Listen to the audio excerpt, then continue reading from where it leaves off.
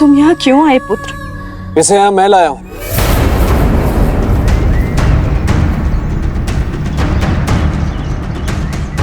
महोदय, आप कौन? प्रणाम देवी, मैं भोज हूँ। यदि आज्ञा हो तो मैं आपसे एक प्रश्न करना चाहता हूँ। अनुमति है। सत्यदेव का पिता कौन है?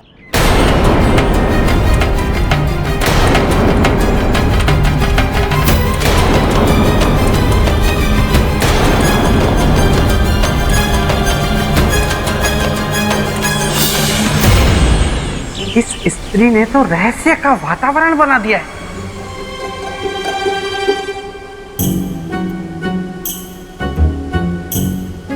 और अब ये स्त्री भी रहस्यमय वातावरण बनाएगी। तुमने मस्तिष्क कुमार से युक्ति मांगी थी ना मुझसे पीछा छुड़ाने की।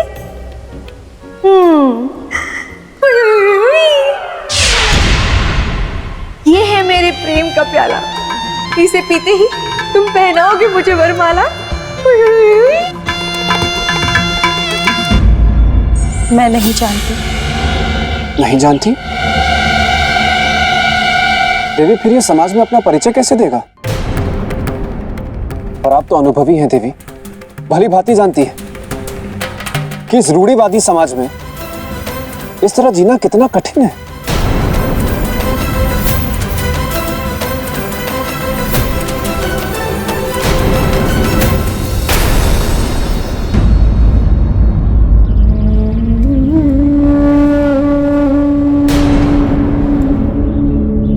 सत्यदेव के सुनहरे भविष्य के लिए मुझे आपके अतीत के अंधकार में झांक कर देखना होगा देवी। इसके लिए मुझे क्षमा करें।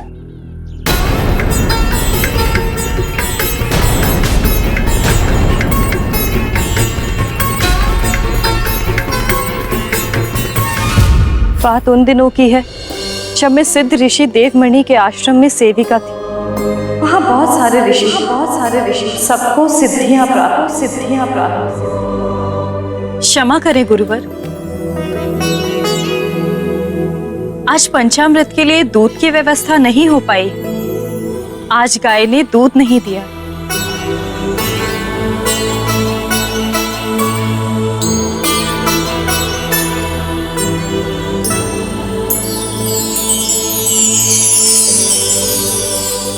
बेटी, कलश आगे करो।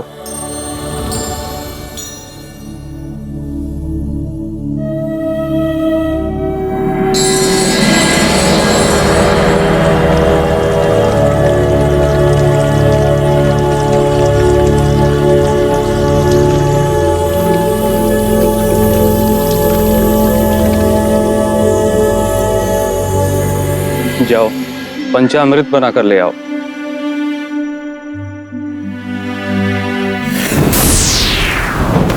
स्वर्ग से भी सुंदर था वह आश्रम।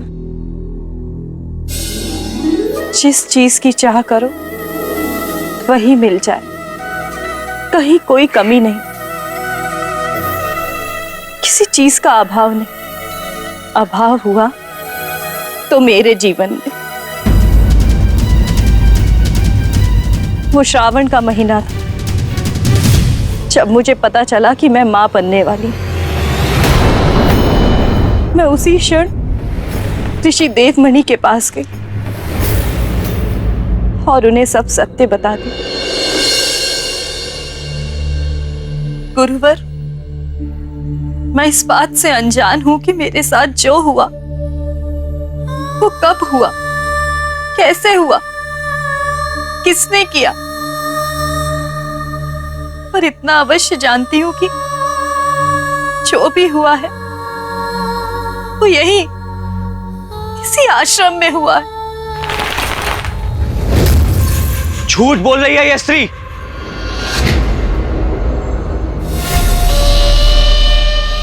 गुरुदेव, ये कहना चाहती है कि हम ऋषिगण पापी हैं, अधर्मी हैं। किंतु सत्य तो यह है गुरुदेव, ये चरित्रहीन है। गुरुदेव, आप इसे इसी क्षण इस आश्रम से बाहर निकाल दीजिए। किंतु किंतु मैं ऐसी अवस्था में जाऊंगी कहाँ? कहाँ जाऊंगी मैं? वो मैं नहीं जानता, किंतु इतना अवश्य जानता हूं कि मेरे आश्रम का कोई भी ऋषि ऐसा काम कदापि नहीं कर सकता। और आश्रम के नियमों के अनुसार तुम्हारे गर्भ में पल रहा शिशु का उत्तरदायित्व हम नहीं ले सकते। इसीलिए तुम्हें इसी समय आश्रम से जाना होगा।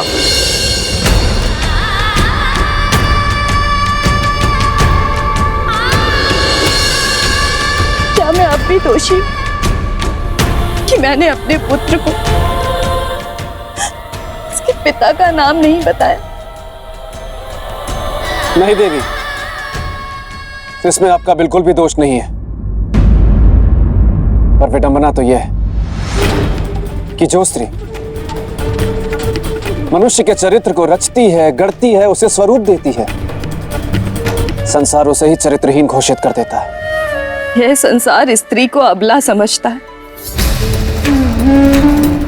जबकि वह अबला नहीं होती।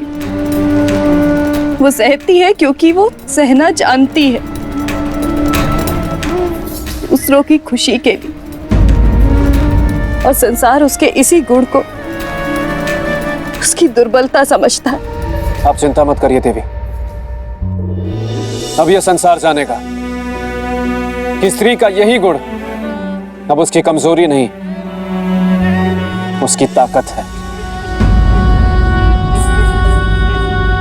यह राजा भोज का वचन है आपको कि मैं इस सत्य को स्थापित करूंगा और आप दोनों को न्याय भी दिलाऊंगा।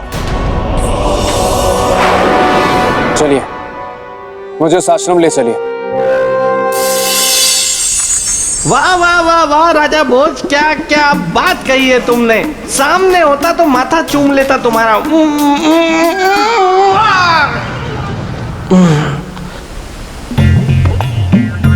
अच्छा हुआ किसी ने देखा नहीं।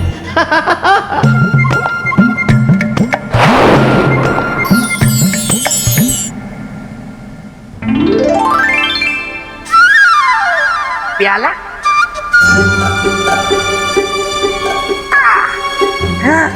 प्याले में शरबत।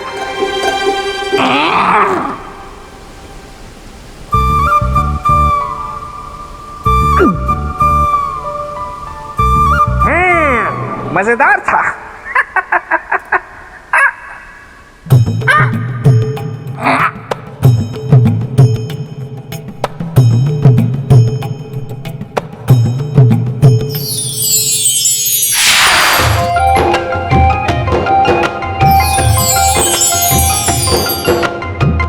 हुई हुई हुई हुई।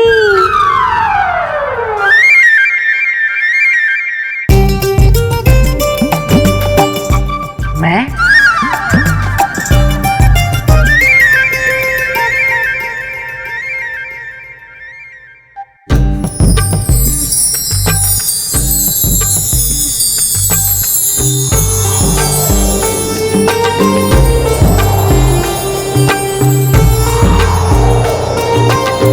तेरा साहस कैसे हुआ हमारे इस पवित्र आश्रम में आने का, चरित्रहीन स्त्री?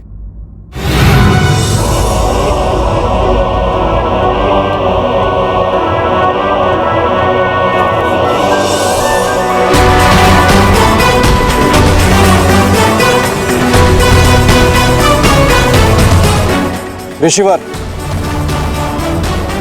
किसी स्त्री को अपशब्द कहना, उसे इस तरह अपमानित करना आपके दुर्बल चरित्र को दर्शाता है।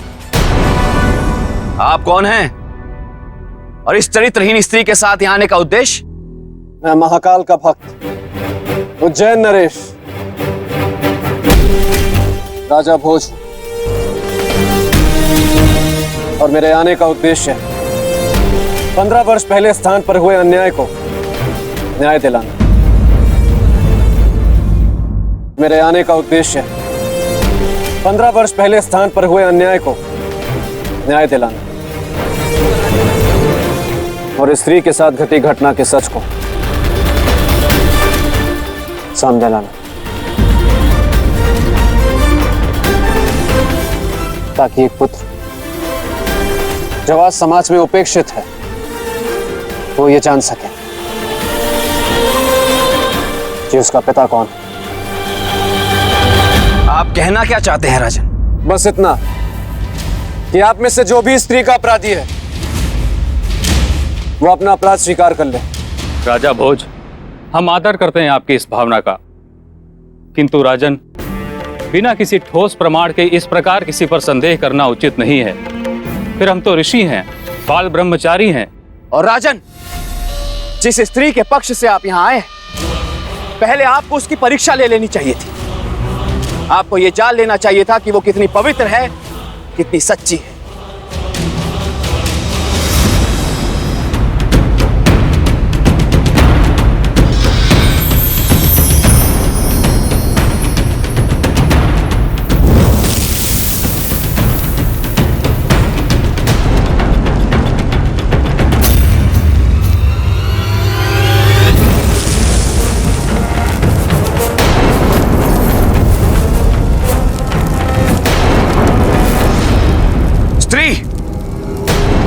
यदि तू चरित्रवान है तो दे अपनी परीक्षा, चल इस अग्नि के ऊपर।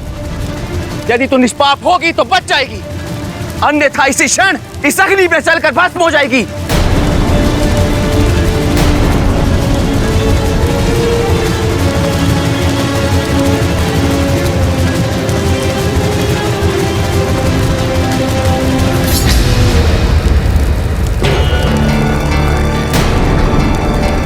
नहीं ऋषिवर, देवी कावेरी ये परीक्षा नहीं देंगी। परीक्षा देंगे आप लोग। इस अग्नि में चलेंगे आप लोग। अब आप लोग ये सिद्ध करेंगे कि आप में से किसी ने देवी कावेरी के साथ कोई पाप नहीं किया। इसकी कोई आवश्यकता नहीं है राजन, हम जानते हैं अपने ऋषियों को। रही बात न्याय की, तो हम चाहते हैं कावेरी के साथ न्याय हो, किंतु बिना किसी ठोस प्रमाण के यह असंभव है। आपको प्रमाण चाहिए ना, तो ठीक है, मैं लाऊंगा प्रमाण और सिद्ध करूंगा कि वास्तविक अपराधी कौन है। आप अवश्य सिद्ध करें, निश्चिंत रहें, दंड के विधान पर कोई आंच नहीं आएगी। जय महाकाल।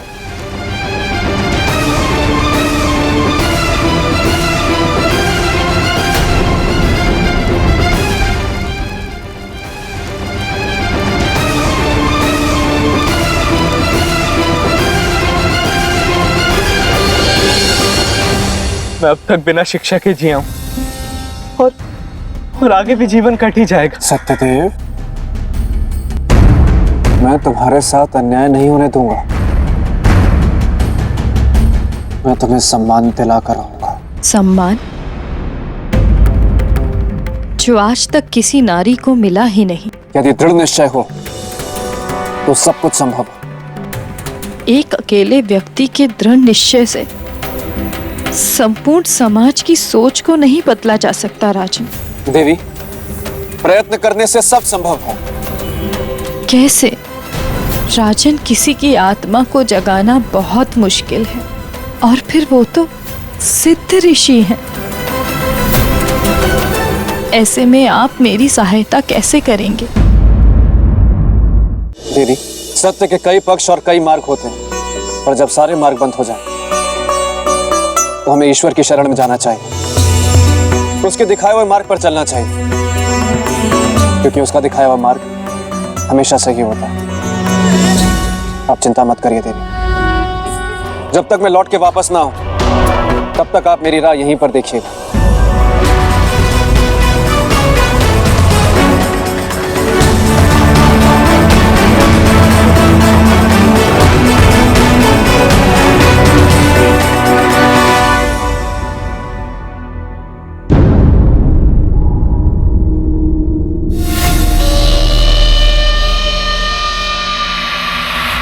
गुरुदेव, आप चिंतित लग रहे हैं।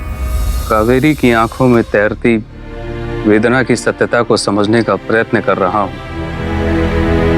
उसके पक्ष को जानना चाह रहा हूं। आज से 15 वर्ष पूर्व उसके चरित्र पर लगे कलंक का दुख उसके मन मस्तिष्क से अभी तक नहीं गया है। अंततः क्यों? ये तो आपका पवित्र और कोमल हृदय है जो आप ऐसा सोच रहे हैं, किंतु इसकी आवश्यकता है नहीं गुरुदेव। बिल्कुल, उस स्त्री ने शिष्य कांतिमणि, जब दो गुरुजन आपस में बात कर रहे हो तो शिष्य बीच में नहीं बोलते। जो आज्ञा गुरुदेव। गुरुदेव, उस स्त्री का केवल एक ही पक्ष है कि वो चरित्रहीन है, बस, और कुछ नहीं। उसका दुस्साहस देखिए गुरुदेव, उसने अपने संदेह की उंगली आप पर भी उठा दी।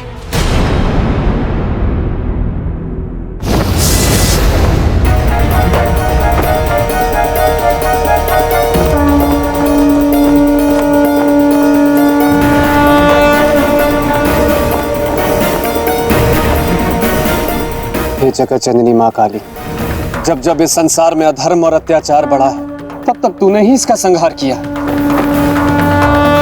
और आज तो तेरी ही एक बेटी पर अत्याचार हुआ है माँ, उसके चरित्र पर प्रहार हुआ है।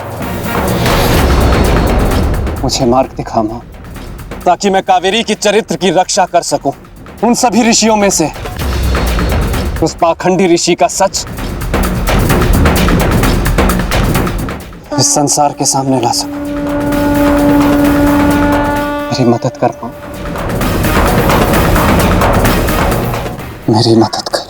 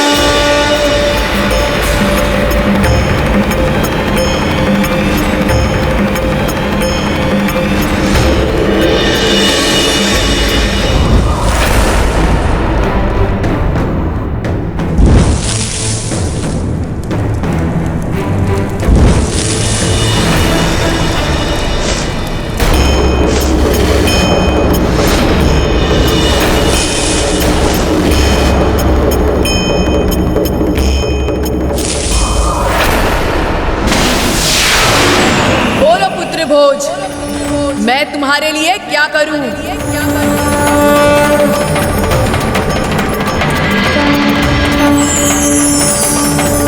जय महाकाली। उस स्त्री कावेरी के साथ न्याय करो मां, और उस पाखंडी ऋषि का सच इस संसार के सामने लाओ मां।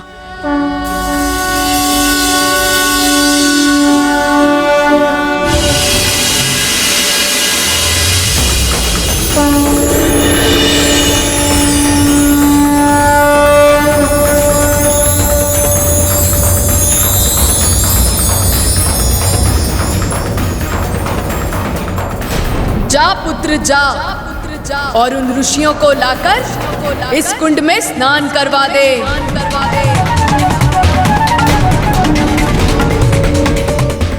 जो कायर पुरुष अपराधी होगा, उस कुटिल कामी पुरुष का सच सबके सामने आ जाएगा। जय महाकाली।